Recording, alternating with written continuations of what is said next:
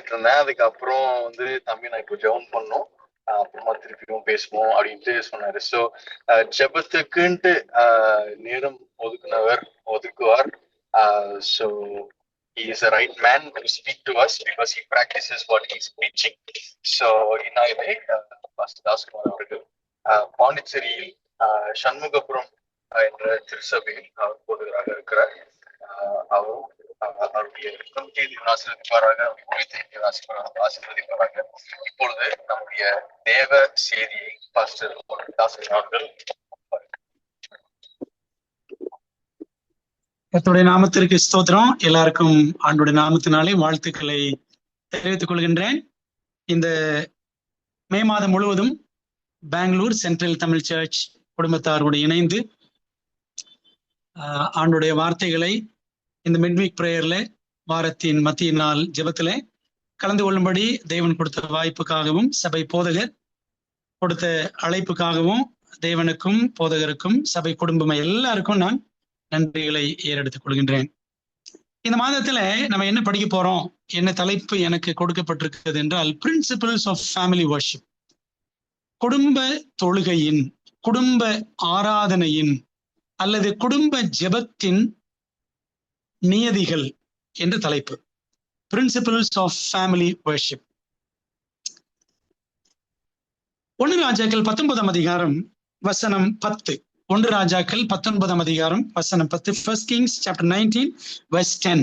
அங்கே எலியா சொல்லுகிறார், சேனைகளின் தேவனாகிய கர்த்தருக்காக வெகு பக்தி வைராக்கியமாய் இருந்தேன். இஸ்ரவேல் புத்திரர் உமது உடன்படிக்கையை தள்ளிவிட்டார்கள், உம்முடைய பலிபீடங்களை இடித்து உம்முடைய தீர்க்கதரிசிகளை பட்டயத்தினால் கொன்று போட்டார்கள். Your people or the people of Israel have forsaken your covenant. உம்முடைய ஜனங்கள் உம்முடைய உடன்படிக்கையை தள்ளிவிட்டார்கள், உம்முடைய பலிபீடங்களை இடித்து விட்டார்கள் அப்படின்னு எலியா ஜெபிக்கிறார். அன்பானவர்களே, அது உண்மைதானா என்றால் நாம் 18 அதிகாரத்தில் படிக்கிறோம். 1 Kings chapter 18. 18 அதிகாரத்துல அந்த உடன்படிக்கையின் பலிபீடம் உண்மையிலேயே இடிந்து கிடந்ததா என்றால் அந்த அதிகாரத்துல படிக்கிறோம் பாருங்க. 1 Kings 18 verses 30 and 31. 1 ராஜாக்கள் 18 அதிகாரம் வசனம் 30 பாருங்க. அப்பொழுது எலியா சகல ஜனங்களையும் நோக்கி என் கிட்டே வாருங்கள் என்றான். சகல ஜனங்களும் அவன் கிட்டே வந்த போது தகர்க்கப்பட்ட கர்த்தருடைய பலிபீடத்தை அவன் செப்பனிட்டு என்று வாசிக்கிறோம். கர்மேல் மலையில on Mount Carmel, on one side Elijah was standing, on the other side the people of Israel. கர்மேல் மலையில ஒரு பக்கம் எலியா நிற்கிறார், இன்னொரு பக்கம் இஸ்ரவேல் மக்கள் நிற்கிறார்கள். எலியா மட்டும்தான் தேவனுக்காக நிற்கிறார் அந்த மலையில. ஆனால் இஸ்ரவேல் ஜனங்கள் எல்லாருமே அரசன் வழியே சென்று, ஆகாப் ஏசபேல் வழியே சென்று எல்லாரும் என்ன செஞ்சிட்டாங்க அப்படின்னா தேவனை விட்டு பின்வாங்கி போய்விட்டார்கள். So national apostasy was on the rise. தேசிய வழிவிலகல், தேசமே மருள விழுந்து போய் கிடந்தது. தேவனை விட்டு பின்வாங்கி நின்றார்கள் இஸ்ரவேல் ஜனங்கள். ஏன்? Because they forsook the covenant of God. ஏனென்றால் அவர்கள் தேவனுடைய உடன்படிக்கை தள்ளிவிட்டார்கள், தேவனுடைய பலிபீடம் இடிக்கப்பட்டு கிடந்தது. அன்பான தேவ பிள்ளைகளே, அப்ப பாருங்க, இந்த கர்மேல் மலையில எலியா செய்த காரியம் என்ன செய்தார்? 31 வசனம் verse 31. உனக்கு இஸ்ரவேல் என்னும் பேர் இருப்பதாக என்று சொல்லி கர்த்தருடைய வார்த்தையை பெற்ற யாக்கோபுடைய குமாரரால் உண்டான கோத்திரங்களுடைய இலக்கத்தின்படியே 12 கற்களை எடுத்து அந்த கற்களாலே கர்த்தருடைய நாமத்திற்கு என்று ஒரு பலிபீடத்தை கட்டி அப்படின்னு வாசிக்கிறோம். அன்பான தேவ பிள்ளைகளே, பாருங்க, எலியா காலத்துல இஸ்ரவேல் ஜனங்கள் எல்லாருமே, all the families of Israel were away from God. இஸ்ரவேல் குடும்பங்கள் எல்லாம் தேவனை விட்டு தூரமாக இருந்தார்கள். They were away from God, they were far away from God. தேவனை விட்டு வெகு தூரத்தில் இருந்தார்கள். உண்மைதானே? பாருங்களேன், ஆண்டவர் விட்டு தூரமா இருந்தால் என்ன ஆகும்? What will happen if you are far away from God? ஒரு வசனம் படிக்கலாமா? பாருங்க, சங்கீதம் 73, சங்கீதம் 73, Psalm 73, Psalm 73 verse 27, வசனம் 27. இதோ உம்மை விட்டு தூரமாய் போகிறவர்கள் நாசமடைவார்கள். உம்மை விட்டு தூரமாய் போகிறவர்கள் நாசமடைவார்கள். உம்மை விட்டு சோரம் போகிற அனைவரையும் சங்கரிப்பீர். பாத்தீங்களா? தூரம் போகுதல், சோரம் போகுதல் அப்படின்னு படிக்கிறோம். ஆண்டவரை விட்டு தூரமாய் போனால் நாசம் அடைவோம். தேவனை விட்டு சோரம் போனால் சங்கரிக்கப்படுவோம். நடந்துச்சா? எளிய காலத்துல நடந்துச்சா? பாருங்களேன், இஸ்ரவேல் ஜனங்கள் எல்லாரும் தேவனை விட்டு தூரமாய் போனார்கள். தேவனுடைய உடன்படிக்கையை தள்ளி விட்டார்கள். அவருடைய பலிபீடம் தகர்ந்து கிடந்தது. அதனால அந்த மலையிலே தானே அவர்களை தவறாக வழி நடத்தின எல்லா பாகாலின் ஆசாரியர்களும் சங்கரிக்கப்பட்டார்கள். அன்பான தேவ பிள்ளைகளே, அப்ப யோசித்து பாருங்க, இன்றைக்கு Adventist திருச்சபையில families are breaking apart. So many families. நிறைய குடும்பங்கள் உடைகின்றன. Divorce rate is on the rise. விவாகரத்து விகிதம் பயங்கரமா கூடிக்கிட்டே போகுது. நான் சொல்லுவது உண்மையா இல்லையா அப்படின்னு உங்களுக்கே தெரியும். கல்யாணம் நடக்குது பாத்தீங்கன்னா, இன்னைக்கு சபைகள்ல கல்யாணம் ஆகா போகணும் ஆடம்பரமா நடக்குது. ஒரே மாசத்துல, 1.5 மாசத்துல. அதுவே அதிகம் சொல்றீங்களா? குறுகிய நாட்களிலேயே குடும்பங்கள் உடைந்து விடுகின்றன. பிரியமான தேவ பிள்ளைகளே, Christian families are breaking apart. Why? Because the altar of God is broken. கிறிஸ்தவ குடும்பங்கள் உடைகின்றன. ஏன் என்று சொன்னால், தேவனுடைய பலிபீடம் குடும்பங்களிலே தகர்ந்து கிடக்கிறது. So God raised up Elijah the Tishbite. அப்ப ஆண்டவர் என்ன செய்கிறாரு? திஷ்பியனாகிய எலியாவை எழுப்பினார். அன்பானவர்களே, பாருங்க, 1 Kings chapter 17 verse 1. 1 ராஜாக்கள் 17ஆம் அதிகாரம் 1ஆம் வசனம் பாருங்க. கிலெயாத்தின் குடிகளிலே திஷ்பியனாகிய எலியா. எலியா பத்தி ஃபர்ஸ்ட் வர வசனம் அதுதான். எப்படி இந்த எலியா அறிமுகம் ஆகிறார் என்றால், திஷ்பியனாகிய எலியா, எலைஜா த டிஷ்பைட். எலைஜா த டிஷ்பைட். திஷ்பியன், திஷ்பியன் என்றால் நீங்க பாருங்க, அதனுடைய அர்த்தம் ரெஸ்டோரர். ரெஸ்டோரர், கன்வெர்டர் என்ற அர்த்தம். சீர்படுத்துகிறவன், திருப்புகிறவன் அப்படின்னு அர்த்தம். அன்பான தேவ பிள்ளைகளே, பாருங்களேன், இன்றைக்கு இந்த எலியா இஸ்ரவேல் ஜனங்களுடைய இருதயங்களை திருப்பினான். வசனம், நிறைய வசனங்கள் இருக்கு பாருங்க. 1 ராஜாக்கள் 18ஆம் அதிகாரம் 1 Kings 18:37.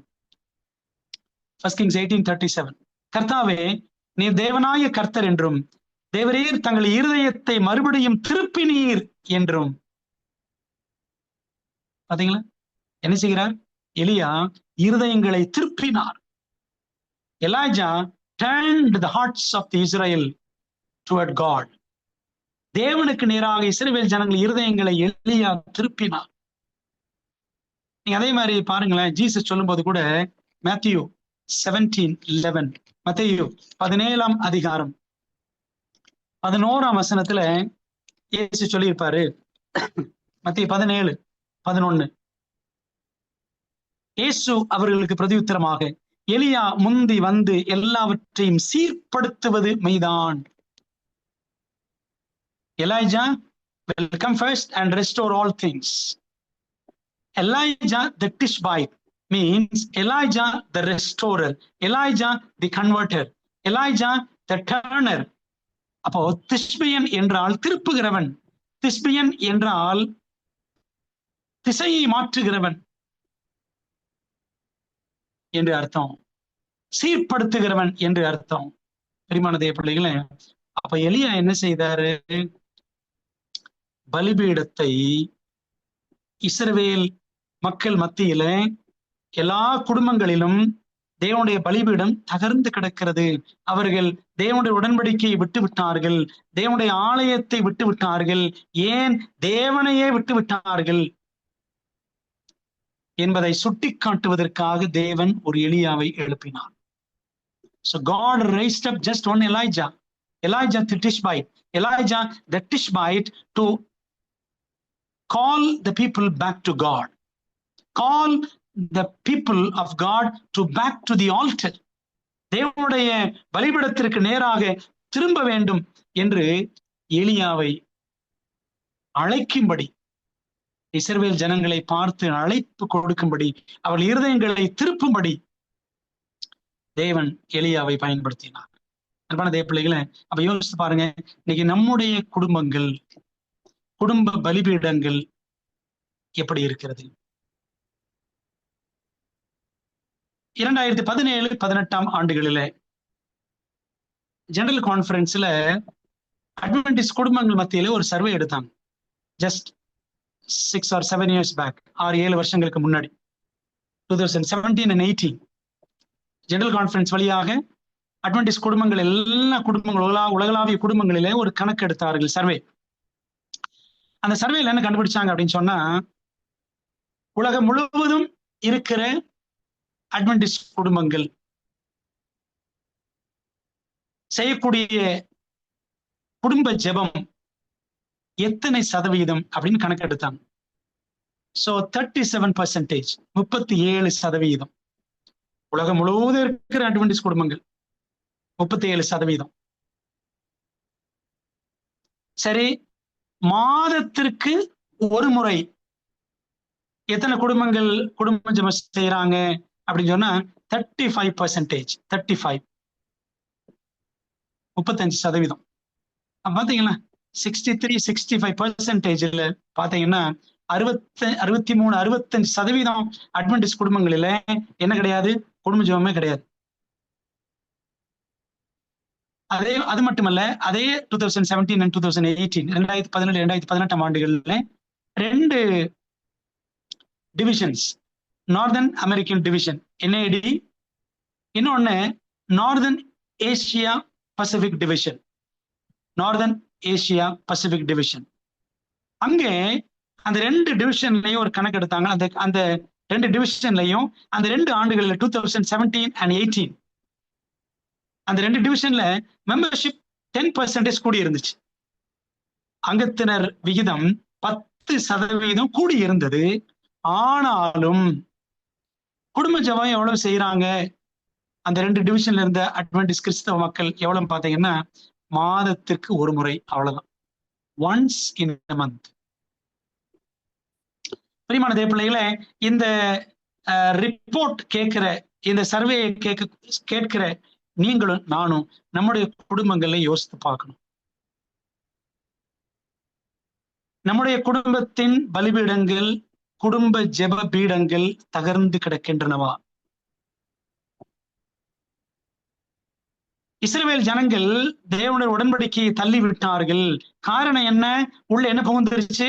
பாகால் வணக்கம் உள்ளே புகுந்து விட்டது, விக்கிரக வணக்கம் உள்ளே புகுந்து விட்டது. இன்னைக்கு நம்முடைய குடும்பங்களிலே குடும்ப ஜெபம் இருக்கா இல்லையா? அப்படியானால் இல்லை என்று சொன்னால் உள்ளே புகுந்து விட்ட விக்கிரகம் என்ன? What is the Idol that has entered into our families? நம்முடைய குடும்பங்களுக்குள்ளே நுழைந்திருக்கிற விக்கிரகம் என்ன? வேலையா, படிப்பா, நைட் ஷிஃப்டா, நண்பர்களா, டிவியா, மொபைலா, காதலனா, காதலியா? என்ன என்ன விக்கிரகம் உள்ள நுழைஞ்சிருக்கு என்பதை நாம் யோசித்து பார்க்க வேண்டும். அன்பான தேவ பிள்ளைகளே, ஆகவே நாம் எலியாவை போல் செயல்பட வேண்டிய காலம் இந்த காலம். எலியா திருப்புகிறவன், திஷ்பியனாகிய எலியா என்றால் திருப்புகிறவன் எலியா, சீர்படுத்துகிறவன் எலியா. அருமையான தேவ பிள்ளைகளே, நீங்களும் நானும் எலியாவை போல செயல்பட வேண்டிய நாட்கள் இந்த நாட்கள். ஏனென்றால் அந்த பலிபீடத்தை அவன் சீர்படுத்தினான். இஸ்ரவேல் ஜனங்களுடைய இருதயங்களை இஸ்ரவேலின் தேவனுக்கு நேராக அவன் திருப்பினான். கடைசி நாட்களையும் ஆண்டவர் கடைசி கால எலியாக்களை எழுப்பி பயன்படுத்துவார். மல்கியா 4ஆம் அதிகாரம், மலக்காய் சாப்டர் 4 verses 5 and 6. மல்கியா 4ஆம் அதிகாரம் 5, 6 வசனங்கள் பாருங்க. இதோ கர்த்தருடைய பெரிதும் பயங்கரமான நாள் வருகிறதற்கு முன்னே நான் உங்களிடத்திற்கு எலியா தீர்க்கதரிசியை அனுப்புகிறேன். கர்த்தருடைய பெரிதும் பயங்கரமான நாள் இனிமேதான் வரப்போகுது. அதற்கு முன்பாக ஆண்டவர் எலியா தீர்க்கதரிசியை அனுப்புகிறேன்னு சொல்றார். யாரு? நீங்களும் நானும் தான். முத்தூது சத்தியத்தை பெற்றிருக்கிற நீங்களும் நானும் தான் கடைசி கால எலியாக்கள். நான் வந்து பூமியை சங்காரத்தால் அடிக்காதபடிக்கு அவன் பிதாக்களுடைய இருதயத்தை பிள்ளைகளிடத்திற்கும் பிள்ளைகளுடைய இருதயத்தை அவர்கள் பிதாக்களிடத்திற்கும் திருப்புவான். பாத்தீங்களா? திருப்புவான். திஷ்பியன், திருப்புகிறவன். அன்பான தேவ பிள்ளைகளே, ஆகவே நம்முடைய குடும்பங்கள், அட்வென்டிஸ்ட் குடும்பங்களாகிய நீங்களும் நானும் இன்றைக்கு படித்துக் கொள்ளக்கூடிய முதல் பாடம், is my family alter broken? என்னுடைய குடும்ப ஜெப பலிபீடம் உடைந்து கிடக்கிறதா? கவுன்சில்ஸ் ஃபார் த சர்ச், சபைகளுக்கு ஆலோசனைகள் என்ற புத்தகம், எலன் ஒயிட் அம்மையாருடைய புத்தகம். அதுல சாப்டர் 24 நீங்க என்ன பண்ணணும்? இந்த மாசத்துல, இந்த மாதம் ஃபுல்லா நமக்கு இதுதான் theme, principles of family worship, குடும்ப ஆராதனையின் நியதிகள். நீங்க என்ன பண்ணணும்? இந்த வாரம் ஃபுல்லா councils for the church chapter 24, councils for the church chapter 24, சபைகளுக்கு ஆலோசனை என்ற புத்தகத்துல, சாப்டர் 26 26ஆம் அதிகாரம் 26 spiritual influence in the home. Spiritual influence in the home, குடும்பத்தில் ஆவிக்குரிய செல்வாக்கு என்ற ஒரு அதிகாரம் இருக்கிறது. அந்த அதிகாரத்தை முழுக்க படிக்கணும். ஒரு 7-8 பக்கம் தான் இருக்கு. Chapter 26 spiritual influence in the home. அதுல பக்கம் 152, பேஜ் 152 ஒரு சில வரிகள் நான் வாசிக்கிறேன். Fathers and mothers, each morning and evening gather your children around you and in humble supplication lift the heart to God for help. தகப்பன்மார்களே, தாய்மார்களே, குடும்பத்தை எப்போ ஒண்ணு கூட்டணுமா? each morning and evening gather your children around you and in humble supplication lift the heart to God for help. பாத்தீங்களா? அப்ப குடும்ப ஜெபம் எப்பங்க பண்ணணும்? காலையிலையும் சாயங்காலம், 2 times a day. Principles of family worship. குடும்ப பலிபீடம் தகர்ந்து கிடக்க அதை சரி பண்ணணும். 2வது, காலையும் மாலையும் குடும்ப ஜெபம். நீங்க நெக்ஸ்ட் வீக் மீட் பண்ணும் பொழுது morning and evening family prayer அப்படின்னு எல்லாம் சொல்றாங்க, சரிதானே? இதுக்கு என்ன பைபிள் எவிடன்ஸ், வசனம் என்ன? நீங்க அடுத்த வாரம் என்ன காட்டணும். Next week when we gather together for this prayer, you have to give me biblical evidence for 2 times family worship. ஒரு நாளைக்கு 2 முறை குடும்ப ஜெபம் என்பதற்கான வேத ஆதாரத்தை நீங்க காட்டணும். நான் ஸ்பிரிட் ஆஃப் ப்ராஃபஸில காமிச்சிருக்கிறேன். எலன் ஒயிட் சொல்றது எல்லாமே பைபிள்ல இருந்தா சொல்லுவாங்க, சும்மா அவங்க சொல்ல மாட்டாங்க. நீங்க பைபிள் எவிடன்ஸ் நீங்க அடுத்த வாரம் எனக்கு கொடுக்கணும். பாருங்களேன், அவங்க சொல்றாங்க, your dear ones are exposed to temptation. உங்கள் குடும்பத்தில் பிரியமானவர்கள் சோதனைக்கு ஏதுவானவர்களாக இருக்கிறார்கள். daily annoyances beset the path of young and old. வாலிபர்கள் மற்றும் முதியோர்கள் வழியில தினம் பலவிதமான சோதனைகள். those who would live patient, loving, cheerful lives must pray.